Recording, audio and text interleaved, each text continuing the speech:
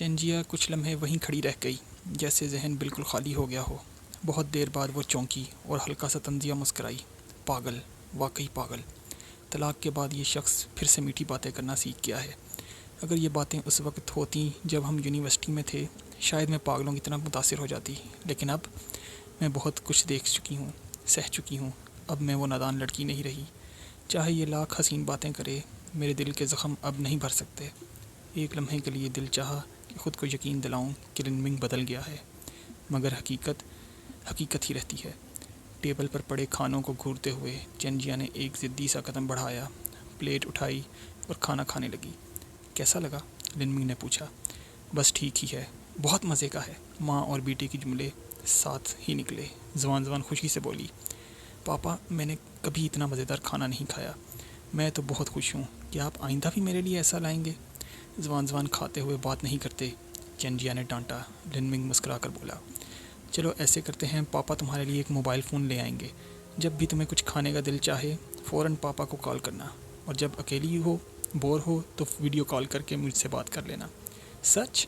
پاپا مجھے فون دیں گے؟ زوان خوشی سے اچھلنے لگی۔ واہ، پھر تو میں گھر پر گیمز بھی کھیل سکوں گی۔ پاپا سب سے بہترین ہیں۔ لن منگ کی آنکھوں میں عجیب سا تاثر ابھرا۔ دل ہی دل میں سوچا، بہترین نہیں، میں تو دنیا کا سب سے برا باپ ہوں۔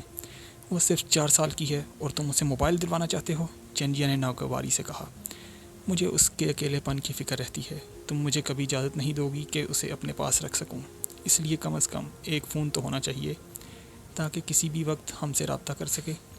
چنجیا نے صرف ناک سکیڑی اور خاموش ہو گئی۔ اگلے لمحوں میں لن منگ خاموشی سے ایک طرف بیٹھا رہا اور ماں بیٹی کو کھاتا دیکھتا رہا۔ یہ منظر اس کے لیے خواب سے کم نہیں تھا۔ وہ چاہتا تھا وقت بس یہیں ٹھہر جائے۔ چھوٹی بچی کی معصوم آوازیں اس کے لیے دنیا کی سب سے حسین موسیقی بن گئی تھیں۔ اچانک موبائل پر میسج کی ٹون بجی۔ لن منگ نے نظر ڈالی۔ فیتیان موتائی کی رقم آ گئی تھی۔ 600 بوتلیں، ہر بوتل 8000 یوان میں، کل رقم 4.8 ملین۔ لیکن اس لمحے لن منگ کے لیے یہ رقم بے معنی تھی۔ اس گھر کی فضا کے سامنے کوئی دولت اہم نہیں تھی۔ کھانے کے بعد زوان نے پیٹ تھپ تھپایا اور اپنے کمرے میں جا کر سو گئی۔ چنجیا نے درازوں میں کچھ ڈھونڈا اور آخرکار کبٹ سے ایک پلاسٹک بیگ نکالا۔ لن منگ نے دیکھا یہ وہی 1 لاکھ کیش تھا جو اس نے پچھلی بار دیا تھا۔ یہ کیا کر رہی ہو؟ لن منگ نے پوچھا۔ تم یہ سب ڈرامے کر رہے ہو نا؟ آخرکار مقصد یہی ہے نا، پیسہ؟ چنجیا نے میز سمیٹتے ہوئے کہا۔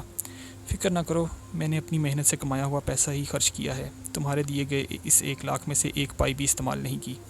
اب ڈرامہ بند کرو اور ذرا مردانگی دکھاؤ۔ اس نے لفظ مردانگی پر خاص زور دیا۔ چنجیا، لن منگ کے اندر جیسے طوفان اٹھا۔ اب اور وضاحت دینا ضروری تھا۔ اس نے ابھی آیا ہوا میسج آگے بڑھایا۔ یہ دیکھو، یہ وہ پیسہ ہے جو پچھلے چند دنوں میں نے کمایا ہے۔ آج ہی آیا ہے۔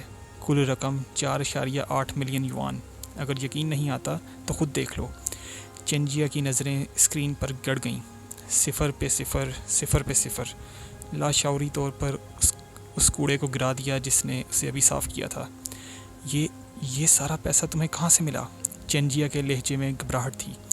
لن منگ، تم نکمے ہو سکتے ہو، بے مقصد زندگی گزار سکتے ہو، لیکن یہ مت کرنا کہ زوان اور میرے نام پر لوگوں کو دھوکہ دو۔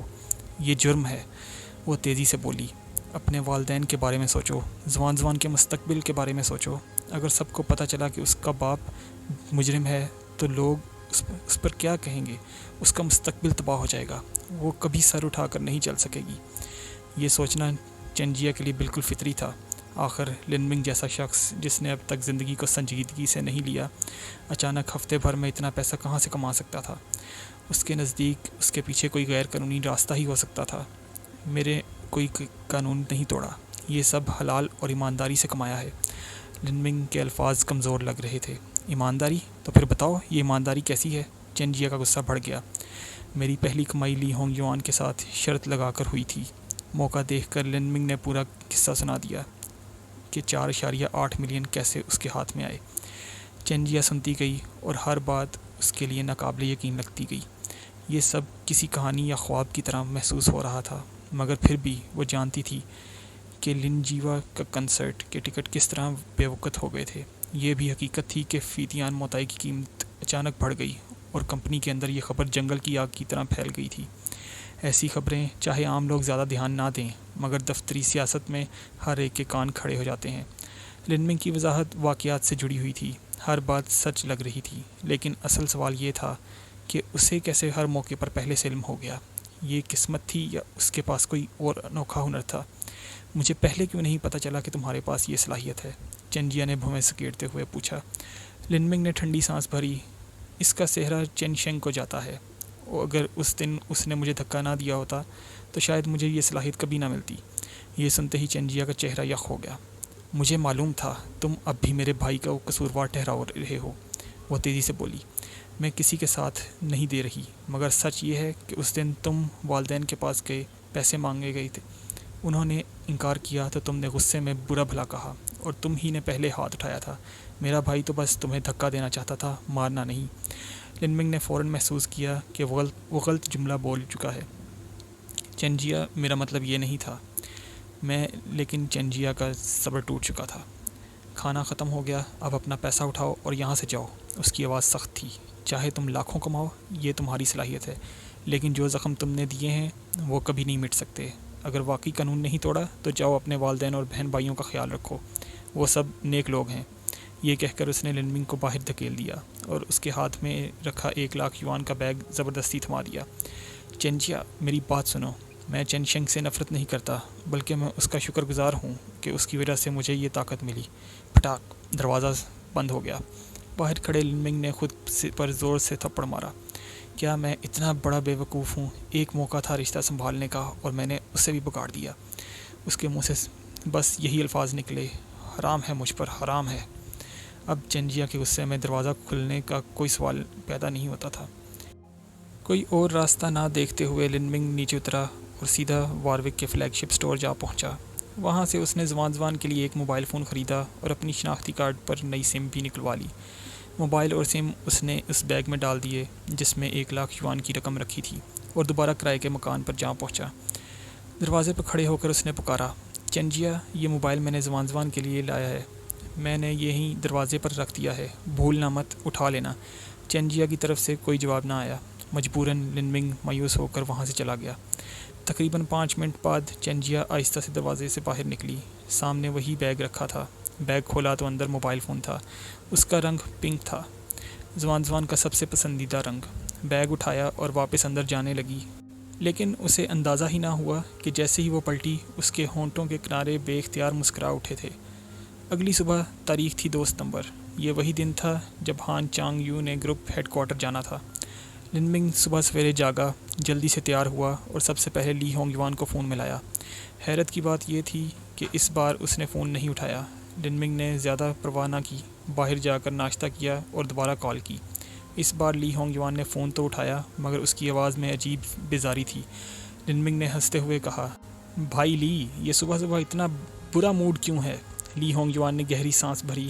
ہائے چھوڑو بھی، کاش یہ صرف نیند سے اٹھنے کا چڑچڑاپن ہوتا، مگر نہیں، معاملہ تھوڑا بڑا ہے۔ بھائی لن، تم نے فون کیا ہے تو یقیناً کوئی خوشخبری ہوگی۔ بدقسمتی سے اس بار میں تمہارے ساتھ نہیں چل سکتا، میرے اثاثے منجمد کر دیے گئے ہیں۔ اثاثے منجمد؟ لیکن لنمنگ چونک گیا۔ لیکن کیوں؟ پچھلے دنوں تک تو تمہارے پاس پیسوں کی ریل پیل تھی، لی ہونگ یوان نے جھنجھلاہٹ سے جواب دیا۔ پیسوں کا معاملہ نہیں ہے، اصل میں بیوی نے گھمسان مچا دیا ہے، ابھی تفصیل میں نہیں جا سکتا، بس گھر کا مسئلہ ہے اور اس میں تم کچھ نہیں کر سکتے۔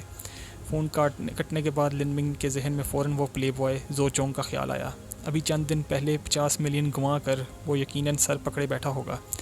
لنمنگ کو اندازہ تھا کہ آگے چل کر اس کے کئی معاملات میں زو چونگ کے تعلقات کام آ سکتے ہیں، یہی اچھا موقع ہے اسے ساتھ ملا لینے کا۔ اس نے زو چونگ کا نمبر ملایا۔ اس بار کال فوراً ریسیو ہو گئی۔ بھائی لن، زو چونگ کی آواز میں حیرت تھی۔ اسے تو شک ہو گیا کہ شاید لنمنگ کو پتہ چل گیا ہے کہ وہ کسی کے ساتھ ہے اور کیا بات کر رہا ہے۔ لنمنگ نے ہنستے ہوئے کہا، کیا تم نے سوچا نہیں ہوگا کہ میں کال کروں گا؟ زو چونگ ہکلاتے ہوئے بولا، نہیں، اصل میں کل ہی ہمارا بریک اپ ہوا ہے۔ چھوڑو یہ چھوٹی موٹی باتیں، اصل بات یہ ہے کہ تم نے کل 50 ملین گنوائے ہیں اور میں سوچ رہا ہوں کہ ان میں سے کچھ تمہیں واپس دلوا دوں۔ دوسری طرف زو چونگ کی آنکھیں حیرت سے پھیل گئیں۔ سامنے بیٹھے ایک درمیانی عمر کے آدمی کی طرف دیکھتے ہوئے اس نے کہا، کیا بات ہے، میرا بھائی لن تو واقعی لاجواب ہے، جب بھی پیسے کمانے کا موقع ملتا ہے سب سے پہلے مجھے یاد کرتا ہے۔ میں تو فدا ہو گیا۔ لنمنگ نے آنکھیں گھمائے۔ یا چاپلوسی تو لی ہونگ یوان کی عادی بھی نہیں تھی۔ زین شینگ فو کا نام سنا ہے؟ لن منگ نے پوچھا۔ ہاں وہی نا، جنوبی مسافات میں نیا ریئل اسٹیٹ پروجیکٹ۔ زو چونگ نے فوراً جواب دیا۔ ٹھیک ہے، پیسے لے کر آ جاؤ، میں تمہیں سیلز آفس پر ملتا ہوں۔ یہ کہہ کر لن منگ نے فون کاٹ دیا۔ بھائی لن ذرا رکیے، زو چونگ گھبرا کر بولا۔ مجھے پتا ہے بھائی لن میرے لیے پیسہ کما سکتے ہیں، لیکن یہ زنگ شینگ فو ہی کیوں؟ ابھی تو وہاں کا ریٹ 20,000 کے قریب گر چکا ہے اور لگتا ہے مزید نیچے جائے گا۔ پورے لنڈو شہر کا سب سے غیر مقبول پروجیکٹ ہے وہ۔ اتنی سنسان جگہ ہے کہ پرندے بھی بیٹھنا پسند نہیں کرتے۔ سنا ہے ڈیولپر تو تقریباً دیوالیہ ہونے والا تھا خریدار نہ ملنے کی وجہ سے۔ یہاں تک آتے آتے زو چونگ چونک اٹھا۔ بھائی لن، آپ واقعی وہاں خریدنے کا سوچ تو نہیں رہے؟ تم مجھے بہت بڑا سمجھ رہے ہو۔ لن منگ نے ہنس کر سر ہلایا۔ کسی اور بات کی فکر نہ کرو، بس آ جاؤ۔ اس بار تمہیں کتنا فائدہ ہوگا یہ اس پر ہے کہ آج تم کتنے پیسے لے کر آتے ہو۔ لینڈو شہر کے مرکز میں زو فیملی کا پرانا مکان۔ فون کی بیپ ختم ہوتی ہی زو چونگ نے فون رکھ دیا اور سامنے بیٹھے درمیانی عمر کے آدمی کو دیکھا۔ یہ اس کے والد، لنڈو شہر کے موجودہ سب سے بڑے عہدیدار زو منگ لی تھے۔ عام دنوں میں زو منگ لی ایک عام سے شخص لگتے تھے جن سے زیادہ حکومتی رعب جھلکتا نہیں تھا۔ ان کے پہلو میں ایک 70 برس کے بزرگ بیٹھے تھے، زو چونگ کے دادا زو وین یان۔ اس بار زو چونگ اصل میں گھر آیا ہی تھا اس ریڈ وائن کے مسئلے پر بات کرنے۔ زو دادا اور زو منگ لی نے زو چونگ کے بزنس کرنے پر کبھی اعتراض نہیں کیا، بس شرط یہی تھی کہ وہ خاندان کا نام استعمال نہ کرے۔ لڑکا واقعی محنتی تھا، سیاست میں دل نہیں لگتا تھا، لیکن بزنس میں تیزی سے آگے بڑھ رہا تھا۔ اس کی دولت 100 ملین سے اوپر پہنچنے والی تھی۔ اگرچہ باپ کے اثر و رسوخ نے بھی اس کا راستہ آسان کیا تھا، مگر زو چونگ کی محنت کو نظر انداز نہیں کیا جا سکتا تھا۔ جب یہ خبر ملی کہ ساری وائن نکلی ہے تو زو منگ لی اور بزرگ زو دونوں غصے سے پھٹ پڑے۔ انہیں پہلے سے پتا تھا اور انہوں نے زو چونگ کو وارن بھی کیا تھا، لیکن اس نے سنجیدگی سے نہیں لیا، کیونکہ وہ بیرونی سپلائر پہلے ہی بھی کئی بار زو چونگ کے ساتھ کاروبار کر چکا تھا، اس لیے انہوں نے زیادہ دھیان نہیں دیا۔ کسی کو کیا خبر تھی کہ یہ حادثہ خاندان کو تباہی کے دہانے پر لے آئے گا۔ اگر لن منگ نے اشارہ نہ کیا ہوتا تو یہ ریڈ وائن واقعی زو خاندان کے لیے ناقابل تلافی نقصان ثابت ہوتا۔ اسی دوران جب زو چونگ کے والد اور دادا کو سب کچھ بتا رہا تھا، لن منگ کی کال آ گئی۔ اس نے کہا وہ پیسہ کمانے میں مدد کرے گا۔ شکر گزاری اور تجسس کے ملے جلے جذبے کے ساتھ زو منگ لی اور زو وین یان نے بھی سوچا کہ دیکھ لیں لن منگ کہنا کیا چاہتا ہے۔